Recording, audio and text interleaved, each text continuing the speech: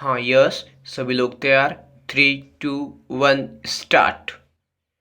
प्रस्तुत वाद में अपीलार्थियों और मृत व्यक्तियों के बीच दुश्मनी थी। विराम। अपीलार्थियों ने कई प्रत्यक्षदर्शी साक्ष्यों की उपस्थिति में मृतकों की हत्या कर दी थी। विराम। इसकी रिपोर्ट शीघ्र ही पुलिस थाने में कर दी गई और अन्वेषण अधिकारी ने अपना कार्य प्रारंभ कर दिया। विराम। घटनास्थल पर राइफलों के खाली खोखे भी मिले थे जिनके फर्द बनाए गए। विराम। दंड प्रक्रिया संहिता की धारा 82 और 83 के अधीन आदेश तथा वारंट प्राप्त किए गए और उसी दिन प्रथम अपीलार्थी को किसी अस्पताल में से गिरफ्तार भी कर लिया गया था। विराम। अन्वेषण अधिकारी के स्थानांतरण के कारण दूसरे अन्वेषण अधिकारी ने अन्वेषण जारी रखा और गवाहों के बयान भी लिए। विराम। शस्त्र विशेषज्ञों की रिपोर्ट के अनुसार राइफलों के जो खोखे मिले थे वे वही खोखे थे जिनके फायर अपीलार्थियों से बरामद की गई राइफलों से किए गए थे। विराम। अभियोजन ने 18 गवाहों का बयान कराना जिनमें से 5 प्रत्यक्षदर्शी साक्षी थे। विराम। शस्त्र विशेषज्ञ की भी विचारण के दौरान परीक्षा ली गई। विराम। मरणोत्तर परीक्षा करने वाले डॉक्टर की भी परीक्षा की गई। विराम। सेशन न्यायाधीश ने अपीलार्थियों को दोषी पाया तथा प्रथम अपीलार्थी को दंड प्रक्रिया संहिता की धारा 302/34 के अधीन तथा अन्य को दंड संहिता की धारा 307 के अधीन सिद्ध दोष तथा दंडित किया गया। विराम। उच्च न्यायालय में अपील पर अपीलार्थियों की ओर से प्रत्यक्षदर्शी साक्षी संख्या 1 के घटनास्थल पर उपस्थित रहने में संदेह व्यक्त किया गया। विराम। क्योंकि उसने ही प्रथम इत्तिला रिपोर्ट भी की थी। विराम।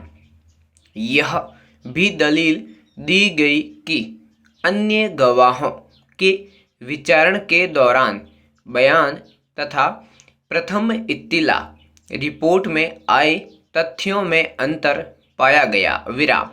यह भी दलील दी गई कि गवाहों से यह पता नहीं चलता कि किसने किसको गोली मारी। विराम। अपील खारिज करते हुए उच्च न्यायालय ने यह अभी निर्धारित किया कि प्रथम इत्तिला रिपोर्ट का उद्देश्य कभी एक विस्तृत दस्तावेज होने का नहीं है। विराम। यह केवल आरोपों के सार देने हेतु प्रस्तुत की जाती है। विराम। प्रथम इत्तिला रिपोर्ट में कट्टा चलाए जाने का उल्लेख न होने से कोई प्रभाव नहीं पड़ता, जबकि महावीर ने इन तथ्यों का वर्णन विवेचना अधिकारी के रिपोर्ट के तुरंत बाद कर दिया है। विराम। अन्य जो बयान तथा तथ्यों में विरोध प्रथम इत्तिला रिपोर्ट और बयान में दिखाए गए हैं वे भी ऊपर लिखित कारणों से महत्वहीन हो जाते हैं, क्योंकि समय के तथा घटनाक्रम के बारे में भी विवरण महावीर ने अपने दंड प्रक्रिया संहिता की धारा 161 के अधीन बयान में दे दिया है। जो विरोध रिपोर्ट तथा बयान में दिखाया गया है वह स्वाभाविक है, विराम।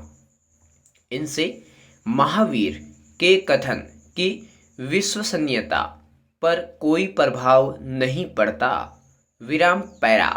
अन्य गवाहों के बयानों के बारे में भी बहस की गई है। उनमें सेशन जज के सामने दिए गए बयानों में तथा प्रथम इतिला रिपोर्ट में आए तथ्यों में अंतर है, विराम। इस संबंध में एक अन्य मामले में माननीय उच्चतम न्यायालय द्वारा की गई मताभिव्यक्तियों की ओर ध्यान आकर्षित करना उचित होगा, विराम। इसमें उच्चतम न्यायालय ने कहा है कि प्रथम सूचना रिपोर्ट कभी मौलिक सारभूत साक्ष्य नहीं हो सकता, विराम। इसका उपयोग केवल सूचनादाता के साक्ष्य की पुष्टि या उसे खंडित करने हेतु किया जा सकता है, विराम। यह भी निर्णायक प्रथम सूचना रिपोर्ट का महत्व उस मामले के तथ्यों पर तथा परिस्थितियों पर निर्भर करता है, विराम। साक्षी ने कहा कि गांव के सभी लोग 11 बजे के करीब नहर कोठी पर पहुंच गए थे, विराम। वह कहता है कि 2 बजे जब रामकिशोर आया तभी कुलाबा की बाबत झगड़ा जिलेदार के सामने शुरू हुआ, पूर्ण विराम।